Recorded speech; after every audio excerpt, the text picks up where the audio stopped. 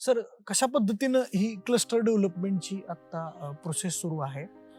कशा पद्धतीनं लोकांना घरं मिळणार आहेत? काय काय सुविधा असणार आहेत? श्रीकांत शिंदे साहेबांनी असा निर्णय घेतलाय, दिव्याचा क्लस्टर सुरू करण्याआधी हं. एखादा ओपन भूखंड असेल हं. तो एखाद्या शेतकऱ्याकडनं विकत महापालिकेने घ्यावा.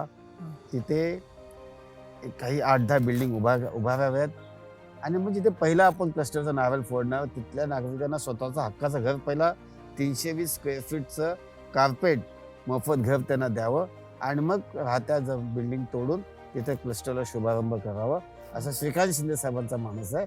आणि त्या दृष्टीने महापालिका प्रशासनाने काही भूखंडधारकांशी बोलणं देखील चालू केलेलं आहे आणि लवकरच एकनाथ शिंदे साहेबांच्या माध्यमातून राज्य सरकार आणि महापालिकेच्या माध्यमातून एखादी चांगली शासकीय एजन्सी नेमून दिव्या शहराच्या क्लस्टरचा शुभारंभ सुरू होईल.